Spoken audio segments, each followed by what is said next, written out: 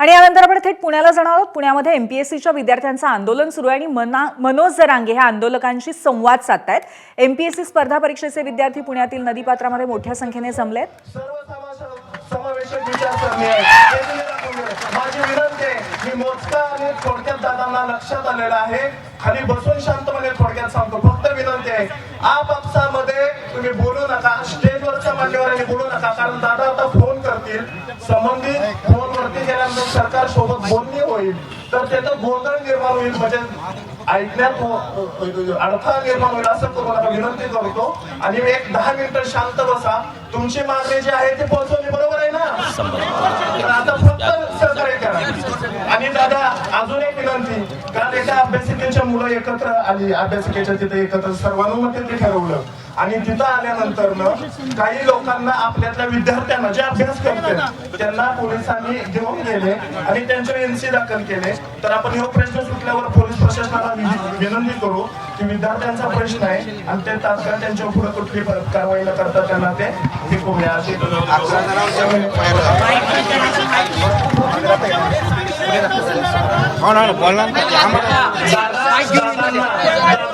गोष्ट सांगतो। गेले 2 वर्ष दादांच्या सोबत काम करत असताना दादांना एमपीएससी यूपीएससीला दिल्लीला दादा गेले होते प्रदीप पाटील यांच्या घरी, तेव्हा जेव्हा यूपीएससीतले आपले ओबीसी मराठा सगळे विद्यार्थी भेटले ना, तेव्हा दादांनी सांगितलं हॉस्टेलची आपण जागा विकत घेऊन 5,000 मुलांचं हॉस्टेल दिलं तयार करू। त्यामुळं माझी विनंती आहे दादांना, तुम्ही मग मुद्दा सांगितला दादा, तुमचा जो नियुक्तीचा आहे ना तिथं जर विषय काढले तर प्रत्येक सरळ सेवेचा मुद्दा आहे, कृषीच्या पोरांचा मुद्दा आहे। आपण 1 वर्ष वहिवाटसाठी एकत्र आलो आहोत आणि तुमचा जो मुद्दा आहे तुम्ही अंतर्वादीमध्ये या, तुम्ही अंतर्वादीमध्ये आल्यानंतर आपण संबंधित जे कोणी अधिकारी असतील दादा त्यांना करतील, सर्वांनी मिळून पोलीस प्रशासनाला आवाज देते चर्चा फक्त शांत बसण्याचे आवाहन करतो आपल्याला।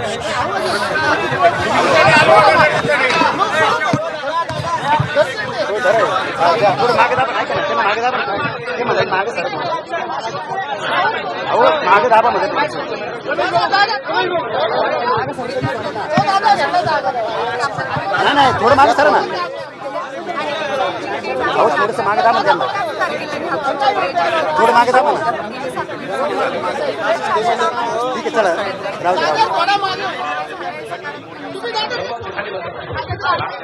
सोडा ना तुम्ही ते सोडा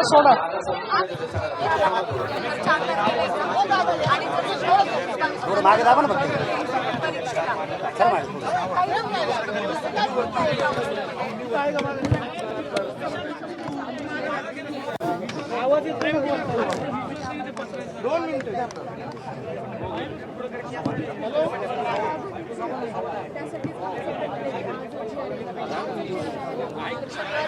आयोग काम करत नाही तर रविवारी एक्झाम होऊन जाईल आणि मुलं अपात्र ठरतील।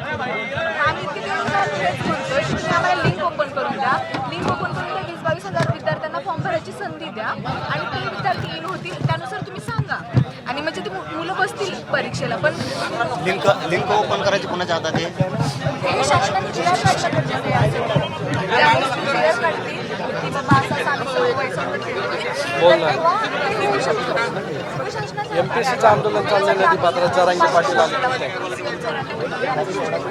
हॅलो हां जा मी कॉल करतो, स्पीड झालं गडबड झालं। कोण म्हणलं? मुख्यमंत्री साहेब।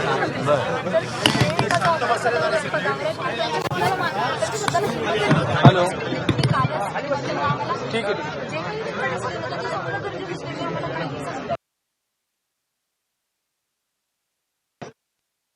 माध्यमातून आणि तर आपण पुण्यातनंही दृश्य बघतोय। मनोज जरांगे पाटील हे पुण्यामध्ये एमपीएससीच्या विद्यार्थ्यांशी संवाद साधायला पोहोचलेले आहेत।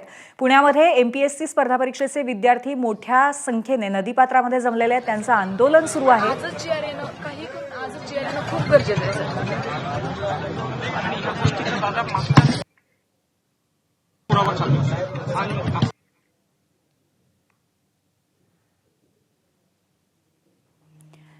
मनोज जरांगे पाटील हे सध्या या आंदोलकांशी संवाद साधून त्यांच्या अडचणी समजून घेत आहेत। एबीपी माझा, उघडा डोळे बघा नीट।